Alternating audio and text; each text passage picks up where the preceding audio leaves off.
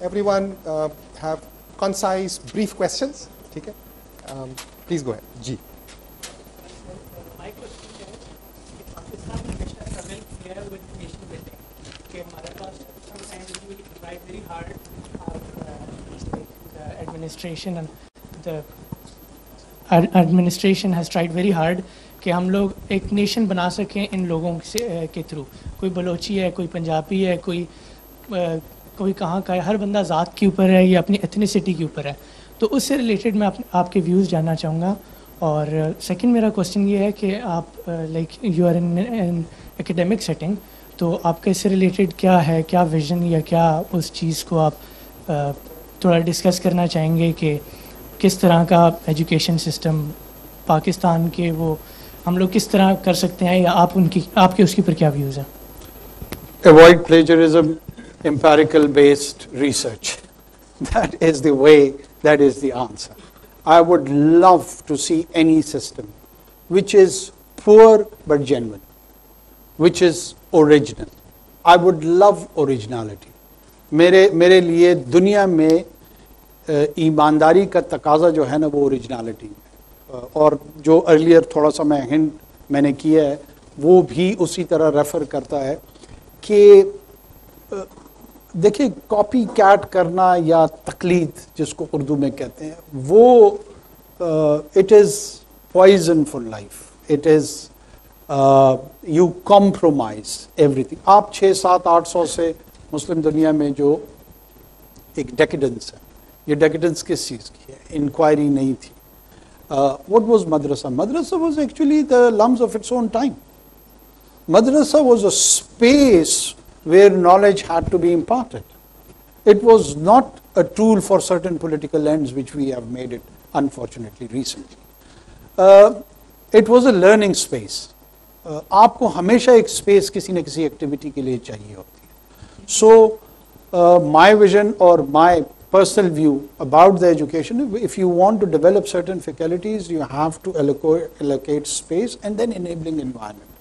And in that enabling environment, we have to encourage our youth to commit mistakes. Because you will learn from mistakes. You should not be frightened. जो डरे हुए लोग होते हैं ना, जो डरपोक लोग होते हैं, वो दुनिया में कुछ भी नहीं कर सकते.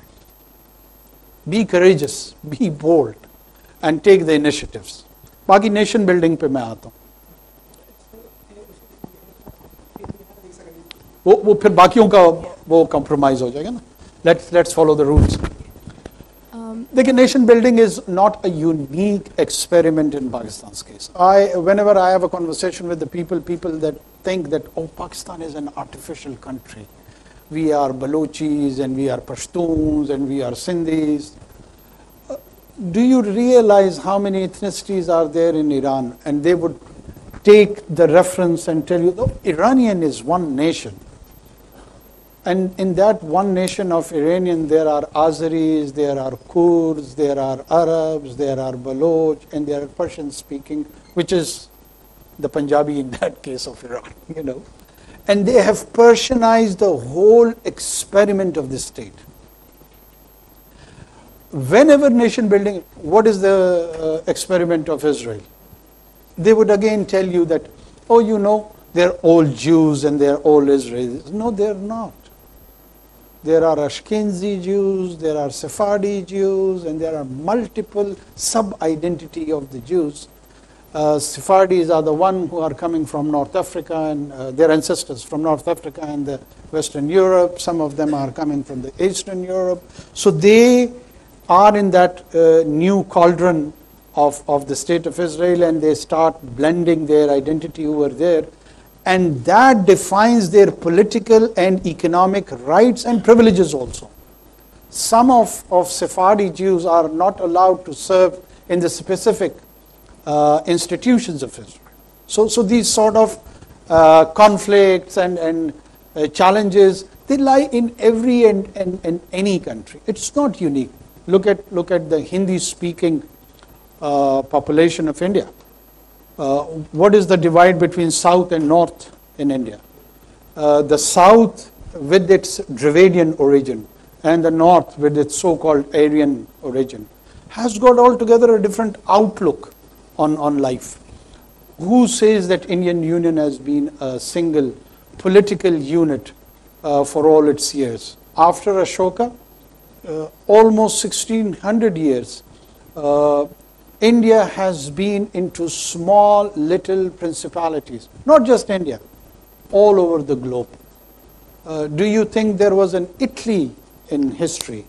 It was Rome, it was Florence, it was Venice. These were small little, Milan, these small little principalities, and it took them almost 150 years to unify these principalities and convert it into a new nation state, and became Italy. So goes with the Spanish experiment, so goes with the German experiment, so goes with the French experiment, so goes with the English experiment. If someone thinks that United Kingdom was a 2000 years experiment, they're completely mistaken. It was Northumbria. King Alfred was the one who unified them under the idea of Super England.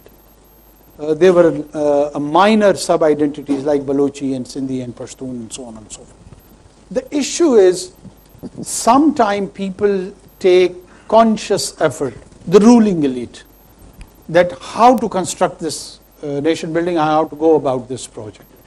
I think so in our case, the ruling elite did not mull over well on this initiative. And when I say ruling elite, does not mean just political ruling elite. It is the intelligentsia, it is the academia, it is the bureaucracy, it is the business leadership, all of it. You come across people even on the liberal side of the aisle or on the conservative side of the aisle. When such questions are arise, I at times feel that we have got very skewed and prejudiced views, and we are just fixated, and we think whatever our opinions are, they are primarily gospel truth, and we are all dogmatic. That is part of the problem. I have a question. I'm here. Yes. Your vision for Pakistan, which this session was supposed to be about, right? So does it involve following the constitution?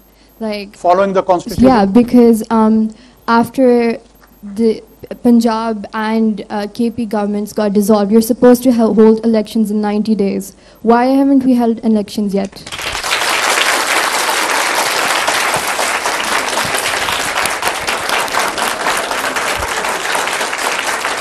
I'm joining.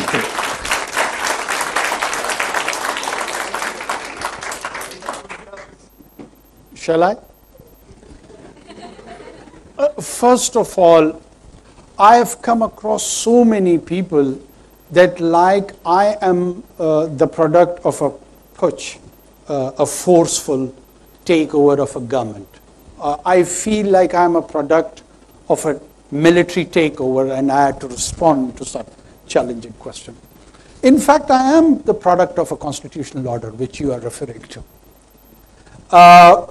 There was a leader of the House in an assembly, which was probably elected by all of you, or many of you, and there was a leader of opposition, which was again elected by many of you. There would be many questions and views about the individuals, but this is what Constitution refers to as a procedure. They agreed on my name, and I am so-called product of that constitutional order. So at least we are interacting in a civil, normal, and constitutional manner. There is nothing unconstitutional about it. When will be the elections? The outgoing parliament, they have passed a law. A law, many of students here probably would be the graduates of law, that the election dates would be announced by the Election Commission of Pakistan. And I am the caretaker prime minister, I am not the chief election commissioner. That is part of the problem. If I had the dual role, by the end of this conversation, I would have given you a date. As it is not in my mandate, all I can do, or our government can do, that we have to assist that role, provide the financial assistance, the security, and others. And once that requirement is asked of us, I can assure you that we will fulfill our duty.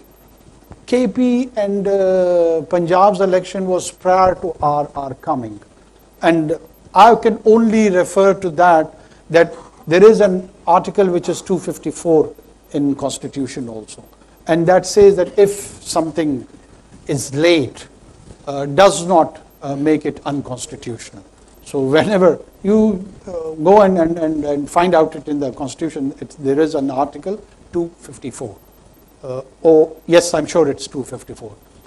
Go through that. Unfortunately, sometime if due to circumstances, any act, if it is late for certain reason, does not make it unconstitutional just on the basis that it has happened late. Thank you.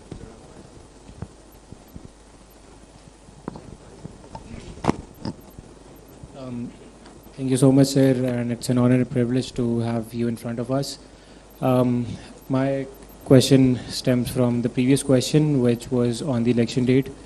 But when you look at the election process, what measures would you as a caretaker government be taking to avoid all the unconstitutional or any external undemocratic factors intervening into the electoral process, which we have been observing throughout the history of Pakistan? And from that, I would use the example of the recent elections which just happened in Karachi, where PTI and Jamaat-e-Islami collectively, they won a majority. But I don't know what happened. सारे लोग मई की मजम्मत करते हैं, लेकिन PTI वाले सारे गायब हो गए मेयर चूज़ करने से पहले, और करते कराते इवेंचुअली आई थिंक PP का ही चेयर बना था. PP का एक चेयरमैन मेयर इलेक्ट हुआ था. I see this happening on a larger scale as well. And yeah, you as a caretaker government, I think, can have an impact on regulating the election commissioner. So over to you.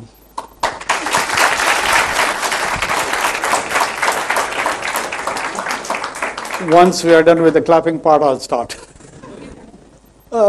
Look, let's have an honest conversation rather than a clever one. Okay? And I want all of you to think in an honest manner. Pakistan is a transitional democracy. What is a transitional democracy? It's a subject which is taught in many universities around the world. We are not a settled democracy. There was a democracy in the Europe. It has taken its own shape, where it morphed from dictatorship to civilian supremacy, and it took them few centuries. It was not that easy journey. We want to have it a bit easy way, just having few conversation here in the halls and get all those subtle questions which is related to political power, economic power, and social power. There are two instances in history. One is called French Revolution and the other is called Glorious Revolution, which was in the case of James I, who fled, and the power was transformed from the monarchy to the parliament in English case. This was called Glorious Revolution because it was bloodless. And the other one, I'm sure you are aware of the guillotines and the rest of the experiments related to that. And it was a bit gory and ugly. When you want to have a transitional democracy morphed into a settled democracy, there has to be a process. First of all, we are a transitional democracy, we are not a settled democracy. All the PTI or the pro-PTI people are talking about the democratic reforms, electoral reforms, post ouster of PTI's government. Prior to that, you do not see that narrative coming from their cadre and their leadership. As you refer to a situation where the outcome was for the favor of a PPP candidate, do you remember what happened with the Chairman Senate? Who did it? Just forget it. Who did it? All of you know. All of you know. I was also part of it. But what I am referring over here is that if we start to cherry picking and we want to rationalize a narrative, we will never reach that destination. We need to settle on certain principles. And those principles should be beyond political parties. It should be for the greater social order. It may sometimes suit PPP, it may suit sometime PMLN, it may suit sometime PTI or JUI for that matter. So we have to be very cautious when we design principles. That's why laws, when they are meant or when they are made, we need to think them through. Unfortunately, what happens in the parliament, I've been part of the parliament, that the different leadership of different political parties, they agree on it and they pass it on to their members, and we are just there to sign and put our thumbs on it. No one discusses the law either on the floor of the parliament or outside the parliament or even in media. How many times you have seen talk shows on any coming legislation? Just raise your hand. How many of you have seen? I can beg, not a single time. Not a single time. Can you have a honest conversation about shaping up the political positions and view in such a milieu? All you have that you pick 2 or 3 individuals and encourage them and ignite them to have a dog fight. And the rest of us, we enjoy. And this is the level, and we have turned our tastes for such a consumption of information. And this is part of the tragedy. I wish we had informed discourse like the one we are having right now. What's the problem with that 24-inch screen? Why can't it provide such informed discourse? Why? All they have to do, they have to bring a guy from PTI, a guy from PMLN, and a guy from PPP, and encourage them to have a dog fight, and we will be just cooking during that time or having coffee and enjoying, and then next morning suddenly WhatsApp to each other, usne uski pitai ki, usne usko mara, usne usko gali. This has become part of political and social culture. Don't give me an opportunity to refer to the conversation on X, previously Twitter. Have you seen the kind of hate, the kind of abuse? When I go through those remarks, I feel so low that I am part of this nation. न मेरी माँ छोड़ते हैं, न मेरी बहन को छोड़ते हैं, न मेरी बीवी को छोड़ते हैं. And it's not just with me. I understand it's part of that package of the public life. Tomorrow you will be here in this position. And you have to go through this. She will be the one who would come to this position. She has to go through this. Think about it. We are all human beings. Do you feel good if you get abused on these relations which I was mentioning? For holding a political opinion, which may be even wrong. I might be having a wrong political opinion. What's problem with my dead sister who gets abused? What is the fault of my dead mother who gets abused?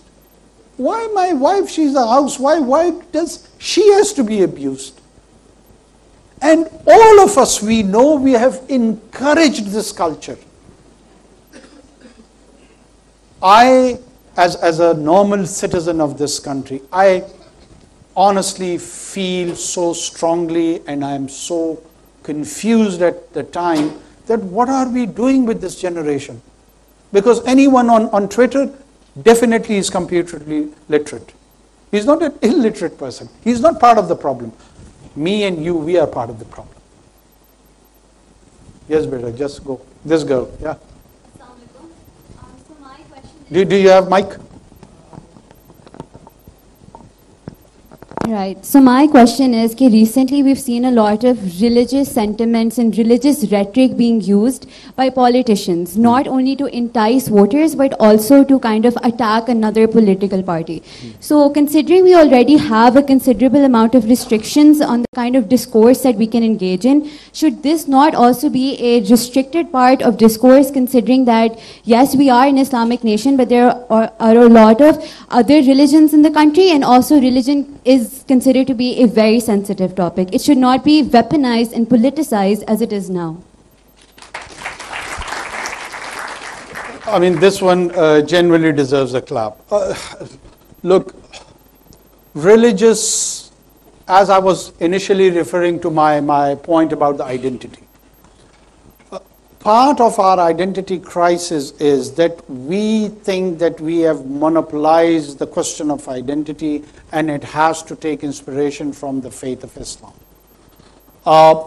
What sort of Muslim are you? Are you an Ahl Hadith Muslim or a Brelvi Muslim or a Ahl Tashi Muslim or Deobandi Muslim, so on and so forth. All these sub-identities of those sub-sectors of identity creates further confusion.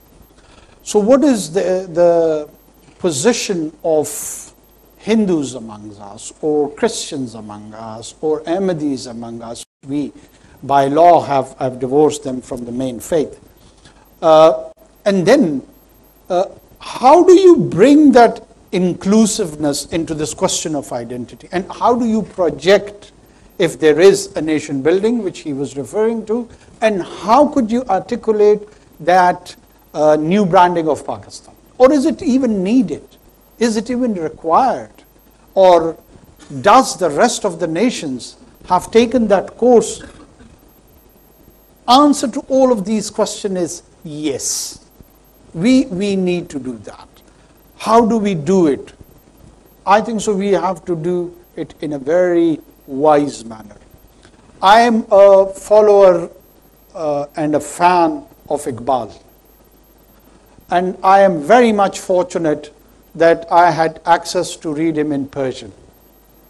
In one of his couplets, he says, Guft hikmat ra khuda khaire kasir, that God has declared wisdom as a abundant good.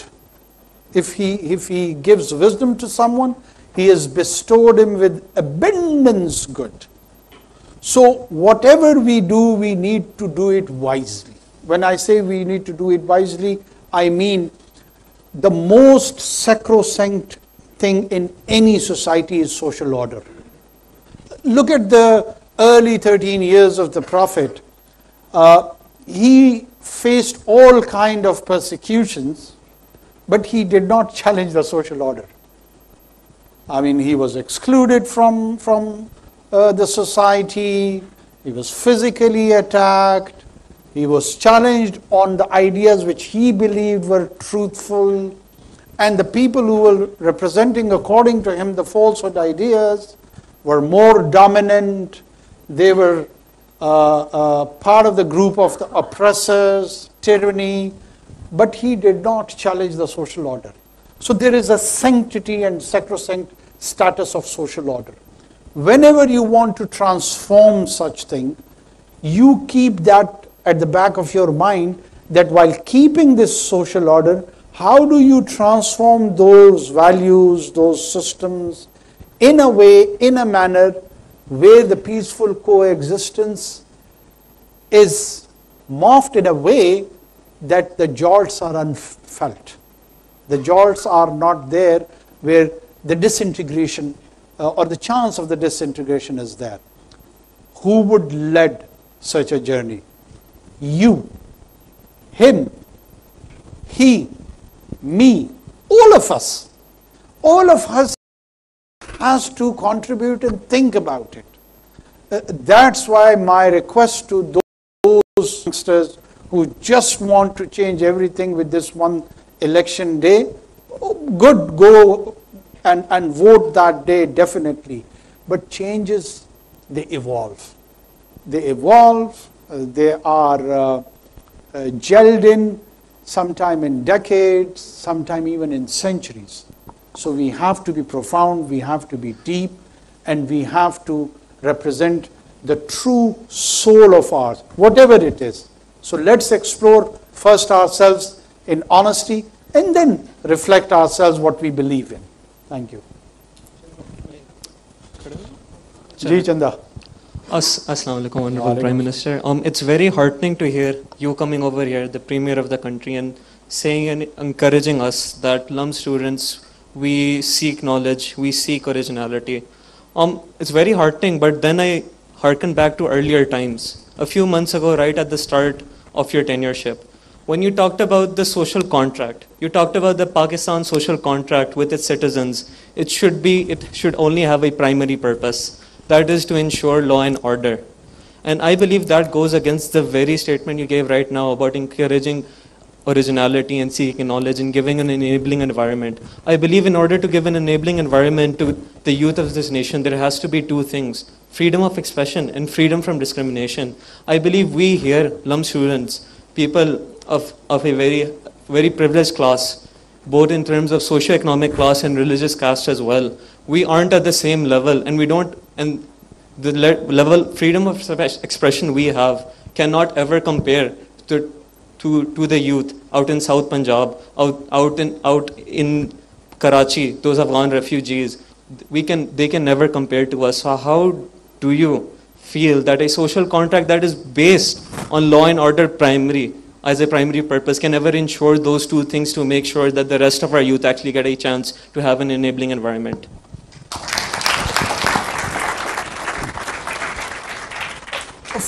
First of all, I understand your presumption of feeling privileged and at times even as a victim of that available privilege. This is a kind of a syndrome many individuals go through, and they feel that we are at an advantageous situation from the rest of our compatriots. So they are at a disadvantaged position, and they look at them as a victim card. My experience in life is a bit different, you know. I've done my graduation as a private student from Balochistan University. I've done my BA as a private entity. I've been able to talk to Oxford Union and Harvard Forum of Pakistan. That same individual which you are referring to, I'm the product of that experiment. I have been raised in Quetta. I was born in Quetta. I was raised in Quetta. I attended a school till class 7th in Quetta. And then I went for a scholarship, a student to Cadet College Cohort for 3 years, and then returned to Quetta. Okay? All my life, what I have done is that I've taken or I've been dependent on books. And I have encouraged myself that my thoughts are stimulated by the new concepts and ideas wherever they are published across the globe. First of all, whatever I was saying over there is not in contradiction over here. When you agree to sit in this space, in this hall, let me use it as a metaphor for the state or for the society, if it is more convenient. If these walls are the guarantors of state or society, then the social contract, or the hall contract, if you may call it, between these two entities has to translate in terms of rights and responsibilities both. We always think that we have got rights. I should have the freedom of expression. I should have the freedom of rights. I should have the freedom to abuse. I should have freedom for arson, and so on and so forth. In that social contract, the state also has certain rights. This little girl was talking about the Constitution. Beta, do you know Article 5 of the Constitution? I'm just asking. Even if you don't know, it's okay. Yes or no? No. Everyone knows Article 6? Article 5 says that you have to have unconditional loyalty with the state. You cannot put a condition. For instance, if I can metaphor state with parents, you can't say, if my father provides me evening meal, I will accept him as a father. You can't condition that. You cannot condition your loyalty with the state while having the right of freedom of expression, though it should be ensured. Though it should be ensured. There has to be some rules and regulations which everyone has to follow. If you do not have that framework, you will lead towards chaos. And according to some of the historians, not according to me, it is better to have few centuries of tyranny rather than few weeks of anarchy. Anarchy is bad. Anarchy is worst. You don't have an idea of anarchy. I don't have an idea of anarchy because we have not experienced it. I'll just quote one of the anarchical experiment in the region is with the Yazidi woman in Iraq. This girl who was referring to multiple religious identity question. Yazidis are the religious minority in Iraq, and their women, once the state structure collapsed, everything was in anarchy. When they all had the freedom of expression to say whatever they want to, what would you say maximum in an anarchical situation? The Yazidi women were sold for $50 as a commodity. So then that is the kind of a situation you end in. Do we seek such an outcome for 240 million people?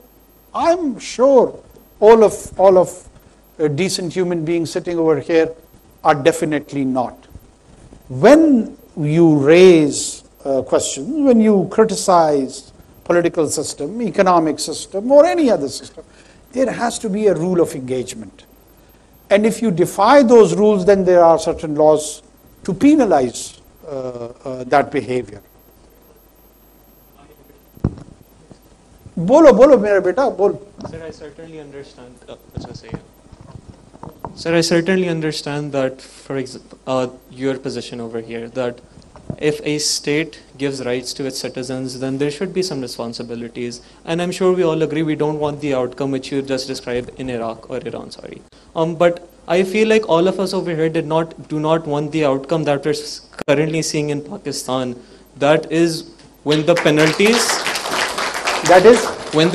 are not proportionate to the crime committed, even if calling that a crime is just going against rules and regulations. Like, for instance, you're referring to 9th May? And the outcomes of it. Be open. Why are you hesitant? Nobody is stifling you here. Come on, let me. And sir, the reason why I am not open and some of us may not be able to be open Let me be the open guy. Okay? ठीक है sir. Look, probably 9th May is relatively not that big a fault or a challenge or a defiant political behavior. First of all, it is unprecedented. Secondly, we don't have a comparison in our lives. So that's why we take it pretty much cool that it's okay, it was just an anger of one day, so what if it has happened, and that there has to be a proportionate application to handle of law and force both. The settled democracy of Jeffersonian democracy of the United States of America, what happened in Capitol Hill on that day, a lad or a girl of your age went there and took a picture in the chair of Nancy Pelosi, who was the Speaker of the House at that day. And for taking that picture, she's been awarded probably 4 or 5 years of imprisonment, just on taking that picture where she occupied the official chair physically. I'm not talking about arson, I'm not talking about riots. And there are people who have been charged with 18 years of imprisonment. Why all our participants, and if they believe in, they should continue with it. If you want to have the right of violent agitation, then you should accept the lawful consequence of that behavior, isn't it? If I, God forbid, kill someone, I should know that there is a capital punishment as a consequence of my action. Well, there is a due process. There is a due process. I'm not engaging in that debate with you. I have got very strong reservations. When there was a law which does say that military courts can be conducted by, then this apex courts even thrashes out the law. You all are students of law over here. It is only function of the parliament to make laws. It is not the function of the superior judiciary to make law. Why do they make law? It could be a good law or a bad law, but it is the function of the parliament. When you enter into a marital contract, then you have got exclusive physical rights to each other. Third party cannot enter. So it is a third party entry if they do that. So I've got very strong views on that too. But let's agree to disagree, and this is the way we should talk. We should vent it out, we should think about it, we should talk about and think about even the alternate view. I might get something quite enlightening from your side, or otherwise you may get it from my side. But this is the kind of dialogue or conversation we should have. We cannot have monologues. What is happening in this society? There is one group who's supporting PMLN, there is a group which is supporting PTI, and then there are religious groups. And what actually they are doing, they are retreating whatever convictions they have. They are reinforcing that on Facebook, on Twitter, on Instagram, in normal conversations. That's why when you raise question, you receive applause. What is the point of having applause for a question? Why? Do you understand or do you realize? Why should I be expecting applause for an answer? The question should be raised in the true spirit of inquiry. It should not be for appreciation. But there is, I understand, all of us, we have constituencies. So that constituency translates that support into the applause. That's what we are doing. That's where my point comes, that we will go for plagiarism. We will not be able to create knowledge. Criticize anything. You want to criticize military, you want to criticize judiciary, you want to criticize parliament, economy, politics. Just one single couplet of Iqbal again for guidance. Gila beja bhi kare koi to lazim hai shahur. Beja gila karo, doesn't matter. Lekin shahur ke saath. Baghair shahur ke na karo. Thank you. Last couple of questions. I am available, it's your choice.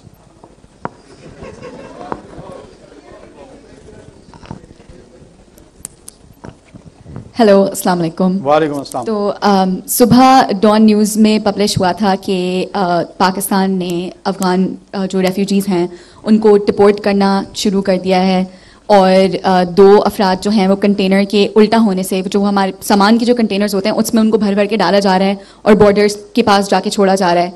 तो 2 अफराद हलाक हैं, 14 ज़ख्मी हैं। As caretaker PM of the country, as the premier of the country, do you not think that this is, again, we make it seem to the rest of the world that we are so magnanimous, look, we're a poor country, we're struggling so much, but we've taken in millions of Afghan refugees and we're giving them a chance at a good life. Is this a chance at a good life? And what is your government essentially going to do to ensure that such loss of life, like we've seen this morning, does not happen, and that they're treated humanely, even if the deportation is happening, that it follows the due process of the law and it follows refugee law as well at the same time? First of all, I get so overwhelmed and so happy when people and youngsters like yourself speak with passion. I really like it. This is the way one should be. First of all, my dear, where are you from? Are you from Lahore? Where are you from, if I may ask? Karachi. Okay. First of all, we are not sending one single refugee to Afghanistan. This is the biggest skewed presentation of our policy, which I keep repeatedly explaining to the people in my cabinet, outside the cabinet, on the TV, and give it to her. I have to explain it to her like I do it to my cabinet colleagues. There are around 5 million Afghans on this soil for last 50 years, or 40 or 45 years. And there are 3 categories of those people. The one is registered Afghan refugee, whom we have got obligation according to 1951 Geneva Convention, which, by the way, was the product of Holocaust, and it was during, not during post-Second World War, when the Holocaust was happening in Germany. The Jews were running away and they were trying to have asylum in different parts of the world. This 1951 Geneva Convention was designed by League of Nations and then adopted by United Nations. We are, by the way, not signatory to that convention, Pakistan as a state. Let me clarify that too. Without a signatory, we have entertained those refugees for 40, 45 years. And anyone who's registered with UNHCR and our authorities as a refugee and who's residing either in the camps or otherwise is not being sent back. This is not what we are doing. Then there are people, which is around 1 or 1.2 million, who are categorized as illegal aliens. They don't have any sort of documents. They don't have travel documents. They either are here, we don't know, maybe leading a prayer in a mosque, or engaging with a terrorist, or maybe with a drug lord, or maybe contributing as a nurse in some hospital. They're both categories, good and bad both. But we are not visible to that. We don't know. I don't know whether you are a good student or a poor student. But you are a student. That's all I know. So in my system, I don't have visibility on them. And there is a need, which all the countries around the world do, including Afghanistan. Including Afghanistan. If you attempt and if you try to go there without documents, without Pakistani passport, you will see what kind of experiment you get over there. They don't allow entry without documents. You have to have a visa, a travel document, but for them, they want to have it all free. So what we have done here, that we are trying to bring them into a system, and all these illegal aliens, phase-wise, we are sending them back, encouraging them to go voluntarily, or otherwise send them back. According to the law, there is law, Foreign Act is there, which empowers us that we send back any foreigner or alien who is not into our lawful system. Once they go back, they have all the right to come back. They are not perpetually banned from re-entering into Pakistan. If they want to come back, they should issue a travel document from their own country, go to our mission, get a visa from there, whether they want to come for studies, for business, for any other purpose, just tourist visa, whatever. They definitely can come. But we need a regulated moment and regime with our neighbor. We should have done it earlier. We are late, but we're going to do it now. Sir, I absolutely agree. There needs to be, a documentation of all the citizens of Pakistan, and we obviously cannot proceed without having Nadra cards, without having CNICs, all of that. They also cannot then access the healthcare system and other provisions. I completely agree with you there. What we saw this morning was people being loaded into cargo trucks, and I don't know if you would want to deny the Dawn news report as completely false, in which circumstance this conversation would not be happening, but 2 people have died in the legal process of deportation that is happening. some 90,000 people have been killed in this country, while some sort of role of such individuals has been identified and concluded by the authorities in this country. I mean, I am pained too, as like you are pained by these two deaths. There are many deaths on all the sides. Are we for the deaths? No. Has an accident happened? I will see into that. Was it deliberate? No. We're not murderers. Come on. Absolutely. You know, I'm not saying that we Right? are. Yeah. And sometime, you know, what happened on the boats in and around Mediterranean, when people watched them criminally when they were drowning. Pakistan has not done that. What happens in the strong conservative immigration regime of Australia? They created islands where they do not allow anyone to come to their shores and take advantage of their asylum laws. So what we are doing over here, this morning I had a cabinet meeting in which I think so there would be few who were sitting there, that we have to ensure the dignity of the people, because they would be vulnerable, there would be women, there would be children, and we cannot give license to our own either police agencies or other state agencies to take advantage of these vulnerable groups. I've instructed my interior minister that it should get translated to the execution level, to the implementation level. We are trying. I am a Pashtun myself. Most of them, they come from my ethnicity. So I won't be insensitive to the cultural requirements, to other humanistic requirements. All I can assure you that we are equally decent human beings, just like yourself. If you are feeling for these two deaths, trust me, we do too. And we not just feel for them, we try to rectify also that something bad does not happen, and at the same time our policies get implemented too. Many hands up. So Whatever. I am dependent on my MS. Let's have... Yeah, we can take a bit. नहीं छोड़ रहे हैं तुम्हें? Sir thank you for the opportunity. Sir अगर हम KP और बलूचिस्तान की बात करें, अगर हम केपी और बलूचिस्तान की बात करें तो हमने पिछले 2 डेकेड्स में रिलीजियस एक्सट्रीमिज्म और फंडामेंटलिज्म, टेररिज्म से बहुत सफ़र किया है. लेकिन हमारी जो स्टेट है और पॉलिटिकल लीडरशिप, उनकी एक सॉलिड यूनिफाइड पॉलिसी नहीं रही है इस एक्सट्रीमिज्म और टेररिज्म से मुतालिक. फॉर इंस्टेंस, टीटीपी को पहले आज़ाद छोड़ा गया, फिर स्वात ऑपरेशन हुआ, फिर उसके बाद जनरल फैज़ साहब आए, उन्होंने उनको रीलोकेट करने की कोशिश की ट्राइबल एरियाज़ में, फिर अब अफ़गान हुकूमत के साथ मिलकर उनके ख़िलाफ़ क्रैकडाउन हो रहा है. इसकी वजह से जो पश्तून और बलोच यूथ है उनमें एक एंटी स्टेट और एक एंटी आर्मी सेंटिमेंट पाया जाते हैं, जो कि आपको भी पता होगा, और जो ट्रांसलेट करता है आइडेंटिटी पॉलिटिक्स में. For instance Pukhtun Tahaffuz movement, Balochistan liberation army, etcetera etcetera.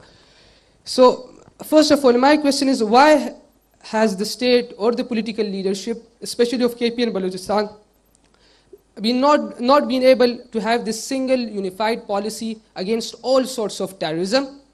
So, and what's the solution? How do we avoid this kind of dilemma that we are in? Where are you from? I'm from Ardan, KP. Pukhtunia laka? Pukhtunia. Kena. I mean, I'm so happy that you raised this, honest to God. एक तो ये जो आपके counterparts हैं ना, जो other provinces के, particularly Sindh और Punjab, they're very naive. They at times don't know, or they have not been through the experiences probably which the people from KP and Balochistan has gone through. And according to one of your colleague, that they are more aware. I feel politically our people are more conscious than these urban center kids. And no offense, it's just a political conversation. Our people are have been more active in the movement of MRD. They have been more conscious in contributing movement against one unit, so on and so forth. So our youth, our political leadership have been very, very active politically. This is what I'm referring to. But the urban centers has more advantages. The political side, these rural class have been more contributing towards shaping the political landscape of Pakistan.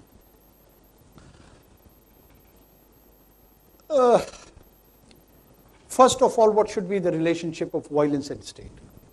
Let's address this question first. Let's bring it in a chronological order. The state should have monopoly over violence. If we settle on this question, the later on following chronological order can be explored and understood quite well.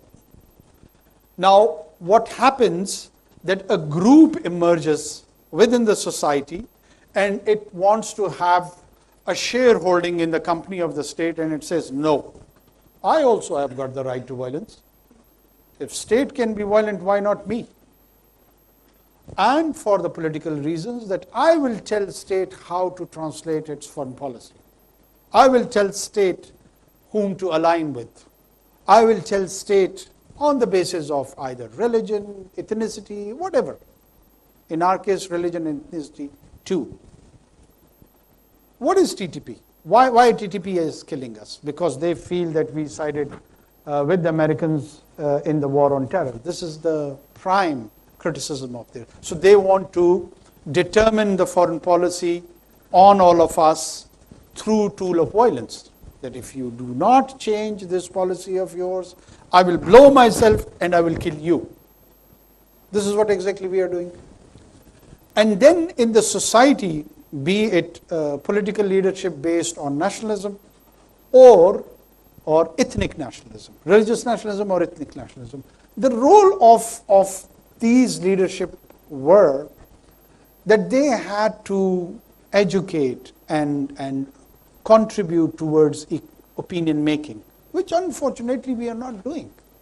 What we are doing, as I was referring over here, that I am more interested in a constituency. I want an applause on my question. I want an applause on my answer.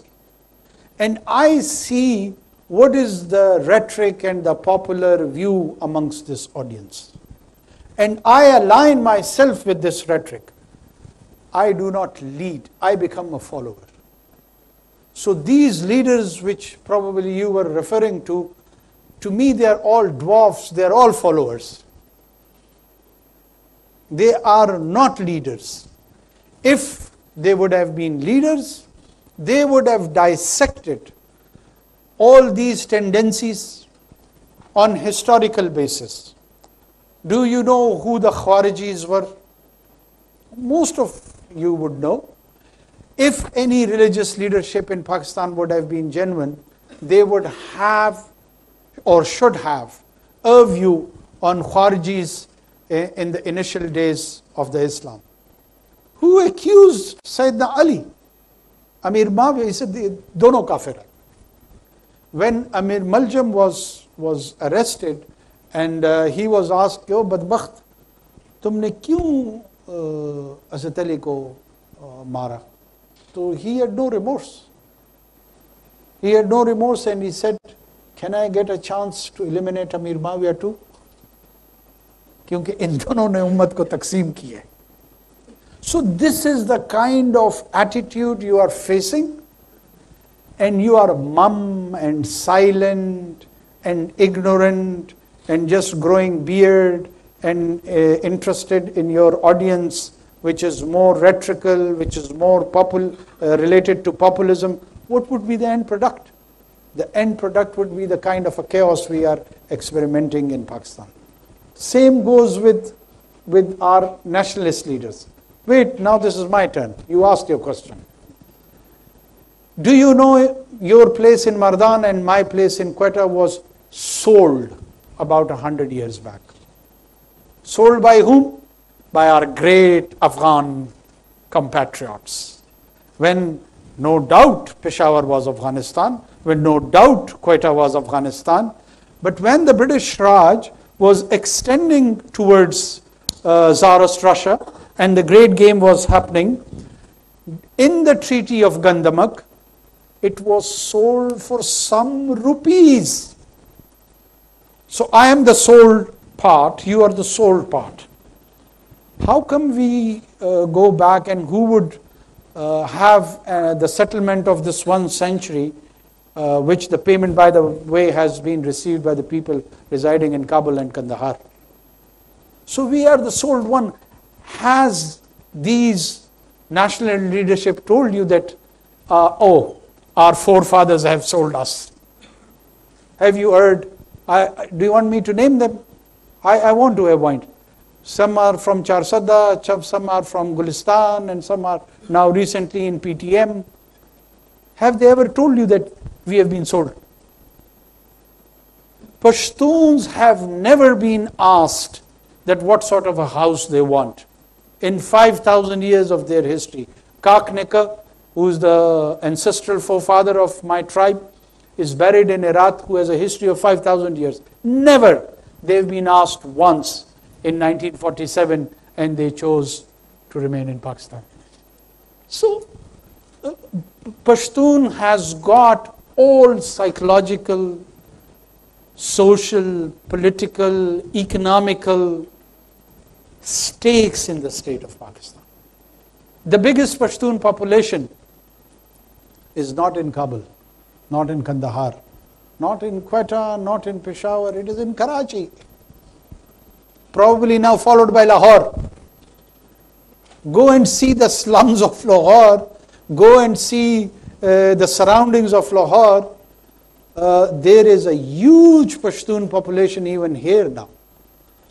The nation state is just like body politic. If you stop the blood flow movement, you will face death. The entire body politic of the nation state, the movement of the people has to be free. This is one of the basic definition of the state. Anyone can go to Waziristan, and any wazir can go and settle in Gwadar or in Karachi or anywhere else. You cannot restrict on the basis of identity and translate all the policies on that basis. The modernization phase in 21st century is gone beyond. You're living in the era of artificial intelligence, and we are stuck that Gwadar जो है वो बाहर के लोग नहीं आ सकते. Okay, कहाँ के आ सकते हैं? What is the American experiment? America turned into all of you. I know you want to go to US, whether somebody accepts it or denies it. Why? Because it attracted the best of the best around the world. And I can't send a teacher to Kalat or to Mastung because he is a Punjabi. How can this social experiment grow? It can't. We have to be very realistic now. Let me take the last one. Oh, okay, ये बच्चे इनसे पूछो. So, sir, amidst the declining economic growth, increasing debt, political instability and whatnot, I am genuinely curious that why did you feel the need to come to LUMS and address the students here? No, it's not, I'm sorry, it's not a humiliating question. No, I don't get humiliated by I am genuinely curious that amidst all these situations and conditions that are happening in Pakistan and are affecting the people, why did you feel like, what was the motive behind this invite, or rather you're coming to LUMS? I want to know. Okay, thanks. You know, not just like yourself, but I do get puzzled by all these challenges which we are in the midst of it. Political, social, economic, all of it. And on the top of that, I've got a role also to play to respond to all these challenges. And while I am dispensing all these duties of my constitutional duties, I had a plan to go to all the capitals of all the provinces And Lahore was the last, unfortunately. I did not come to Punjab. I did come to Janawala when that incident occurred, but didn't come to Punjab's capital, Lahore. And when we were discussing my visit here in Lahore, the idea to come to LUMS fascinated me so much because I wanted to see that are there genuinely people in our generation who can take up to the challenges of all that in which I find myself in the midst as in a deep crisis. You also find yourself, because when I come across other sections of the society, I at times am not that hopeful. Let me be very honest. And I always am looking for the solution-based and answers that where and how can we get out of it, and who would be the people and the human resource and the individuals who would play a role to turn around this, because the crisis is there. No one can deny that. You might have a different approach to resolve that crisis. I may have a different approach to that. But we do need a kind of human resource and individuals who could be engineers of social change, who could be contributors towards the settlement of this crisis. And every nation and any nation has taken such paths. So where do we get our raw material? LUMS is one answer. IBA, another one. GIK, third one. And there are few others also. So this is one of the reasons that I was very much attracted towards the institution of LUMS. And I decided that I have to be here, and that's why I'm here. And I'm sorry if you are disappointed. This was one of the reasons. So, and I'm very encouraged, by the way. One more? Yeah, chal tu kar.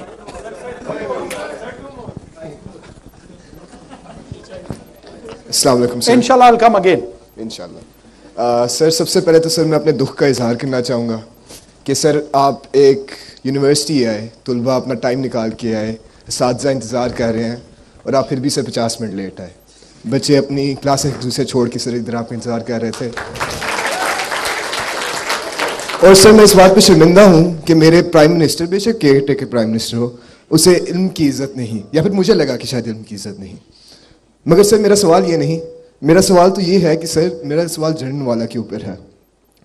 Sir पूरे शहर के church के ऊपर आग लगा दी गई और हमारी हुकूमत ने कुछ नहीं किया। आप सर ऑफिस में ही थे, अगर मेरी इल्म में कमी हो तो सर प्लीज़ इजाफा करें, मगर जितना मुझे इल्म है आप सर ऑफिस में थे और आपके होते ये हुआ, मगर क्या हुकूमत ने सर उसके ऊपर एक्शन लिया है? जी सर आप गए, आपने सर प्रॉब्ली उनके चर्चेज और के लिए आपने उनको पैसे दे दिए होंगे, मगर क्या ये सलूशन है सर? क्या ये एक लॉन्ग टर्म सलूशन है? कितने सर और मंदिर जलेंगे पाकिस्तान में? कितने सर और ईसाइयों चर्च को आपसे जलाएंगे तो हुकूमत कोई एक्चुअल सर सलूशन की तरफ आएगी? शुक्रिया।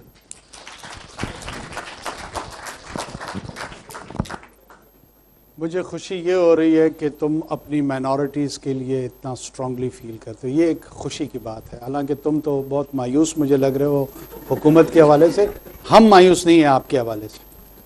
50 मिनट बेटा मैं इसलिए लेट आया कि मैं आपके बिहाफ पे एक कैबिनेट मीटिंग स्टार्ट कर चुका था, और कैबिनेट मीटिंग में जिस तरह की डिलिब्रेशंस और जिस तरह की डिस्कशन, अल्लाह ताला तुम्हें उस मुकाम तक कभी पहुंचाए किसी भी कैपेसिटी में। ज़रूरी नहीं कि इंसान कैबिनेट मेंबर हो सकता है, एज अ ब्यूरोक्रेट हो, एज अ टेक्नोक्रेट हो।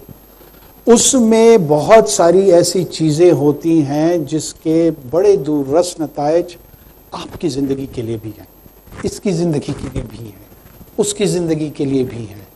और मैं अगर वक्त को लिमिट कर दूं और ये कहूं कि मैं इसमें एडिशनल 30 मिनट, 35 मिनट या 40 मिनट नहीं कहूँगा, क्योंकि मेरा चंदा वहाँ नाराज़ हो जाएगा जो कि इंतज़ार कर रहा है, और वो डिसीजन लूँ जो इल इन्फॉर्म्ड हो, प्रॉपर डिस्कशन का प्रोडक्ट ना हो। तो जिस काम के लिए मुझे चुना गया है ना, प्राइमरली वो काम मैं नहीं कर रहा हूँ। मुझे इस काम के लिए नहीं चुना गया है कि मैं आके लम्स में आपसे बात करूँ।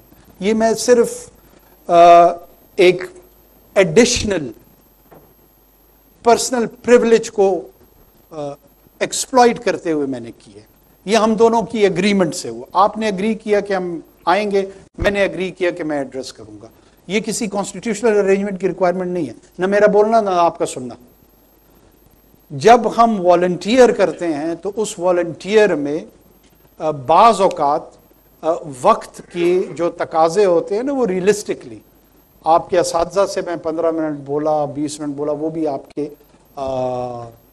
جو انسٹیٹیوشن کے حوالے سے کچھ چیزیں تھیں, تو 55 منٹ میں 25 منٹ وہ نکال دو, 35 منٹ رہ گئے. 35 منٹ کی معذرت جو میں نے آپ کو کابینہ کی ایکسپلینیشن دی ہے, شاید وہ اس کو کمپنسیٹ کر دے, کیونکہ ہمارا ایک والنٹیئر انٹریکشن ہے. ہمارا کوئی strictly professionally bounded paid services relationship نہیں ہے کہ مجھے یہاں 5:05 پر آنا تھا اور تم مایوس ہو گئے اور اس مایوسی کے بدلے میں جو ہے نا میں نے اس کو کمپنسیٹ کرنا ہے. You had all the right to leave this hall. آپ کو کسی نے اس پہ پابند نہیں کرنا تھا, کسی نے برا نہیں کہنا تھا, کیونکہ ایک والنٹیئر پریزنس تھی آپ کی. تو آئندہ ایسی چیزوں پہ مایوس نہ ہوا کرو اور اسٹے پازیٹیو. یہ ہمارے دیکھو, میں میرے چھوٹے بھائیوں کی طرح ہوں. یہ اس ایج میں نا انسان کو غصہ بڑا آتا ہے. وہ اینگر مینجمنٹ جو ہے نا, دیٹ از دی موسٹ. میں اپنے بیٹے کو کہتا ہوں جب بھی کوئی ایسی حرکت کرتا ہے نا, میں اس کو کہتا ہوں اینگر مینجمنٹ. وہ بعد میں جب مجھے کو غصہ آتا ہے نا, وہ بھی ٹانٹ کرتے ہوئے مجھے یہی کہتا ہے کہ جی اینگر مینجمنٹ کرو. تو چیزوں کو ریلیٹیولی ہم ہیومنسٹک لیول پہ تھوڑا سا نارمل لیتے ہیں. یہ بہت سختی ہم نے ایک دوسرے کے لیے بنا دی ہے, تھوڑا سا ایز ڈاؤن کرتے ہیں. چلیں آخری کوشچن لیتے ہیں. یار وہ سارے تم لوگ ناراض ہو گئے اسی طرح 55 منٹ والے. چلیں I leave it to you.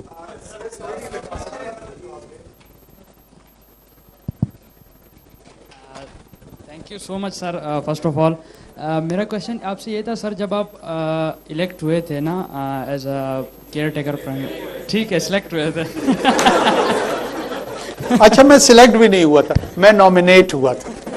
چلو, تو بلوچستان کے لوگوں کو آپ سے سر بہت توقع تھی کہ آپ جو ہے نا پہلی بار ایک کیئر ٹیکر پرائم منسٹر آپ آئے ہیں اتنے وقت میں, تو آپ بہت زیادہ ڈیولپمنٹ پروجیکٹس اور کیا کہتے ہیں ایک ایسی اپروچ لے کر آئیں گے کہ جتنے بھی ریزرویشنز ہیں, چاہے پشتونز کے ہیں چاہے بلوچوں کے ہیں, وہ سب آپ حل کریں گے. لیکن مجھے یاد پڑتا ہے کہ وہ جو کچلاک سے قلعہ سیفلا تھا کہ ڈبل روڈ بن رہا تھا وہ بھی رک گیا ہے سر. اور دوسرا یہ جو افغان ریفیوجیز کا مسئلہ آ گیا ہے سر. آپ کہاں سے ہیں؟ میں کوئٹہ سے ہوں سر. سر کوئٹہ کی ہاف پاپولیشن, ہاف جو کاروبار ہے جو بزنس ہے سارا وہ افغان ریفیوجیز رن کرتے ہیں. تو اگر یہ سخت اور اسٹرکٹ ڈپورٹیشن آپ نے جب سٹارٹ کی ہے سر, اس کی وجہ سے آپ نے یہ کانسیکوینسز سوچے کہ کوئٹہ میں اور بلوچستان میں اسپیسیفکلی وہ پاپولیشن جو پہلے سے ہی اتنی زیادہ اگریوڈ ہے اور اتنے اس کے تحفظات ہیں, اس پر کیا گزرے گی, اور یہ جو ایک نا ویو ہے ٹیررزم کی, اس کو کتنا جو ہے نا اس ڈپورٹیشن اور اس سارے مسئلے سے کتنی جو ہے نا اس کو ایک گروتھ ملے گی. تو کیا آپ نے اس کے بارے میں کوئی ایک نا انفارمڈ ڈیسیجن لیا, یا کوئی آپ نے, مجھے تو نہیں لگتا کہ آپ نے کوئی انٹرنل جو اسٹیک ہولڈرز تھے, چاہے وہ بلوچستان سے ہوں چاہے وہ کے پی سے ہیں, آپ نے ان کو بھی جو ہے نا لیا ہوگا. ایک وہ جو پی ایم کی ایک اسپیسیفک کابینہ ہوتی ہے وہ سب سے ایلیٹ اور ٹاپ لیول والے وہ ڈیسیجن لیتے ہیں سر. تو my question to you that کہ آپ نے اس مسئلے کو کیسے اپروچ کیا؟ آپ کوئٹہ میں کہاں سے پشتون ہیں؟ او سر پشتون ہیں. پشتون کے پشتون کے سید ہم سر. سید کربلا ہے. او سر. اچھا وہ یہ لاسٹ کوشچن اس سے آ گیا.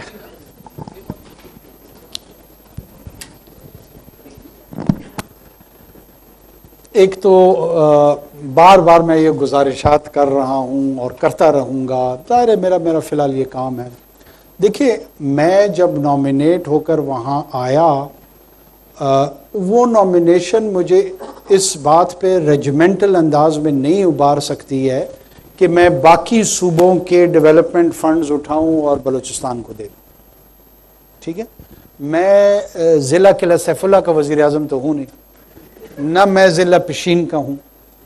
اگر مجھے پاکستان کی وفاقی حکومت کی ریاست کی ذمہ داری دی گئی ہے, جو کہ ہے اس کیس میں نے اس کو پورے پیرائے میں دیکھنا ہے, پورے کانٹیکسٹ میں دیکھنا ہے. آپ جانتے ہیں کہ پاکستان جس طرح کی فائنینشیل کرنچ سے گزر رہا ہے, IMF کے پروگرامز کا ہمیں سامنا ہے, ٹیکس دینا یہاں پر گناہ تصور کیا جاتا ہے.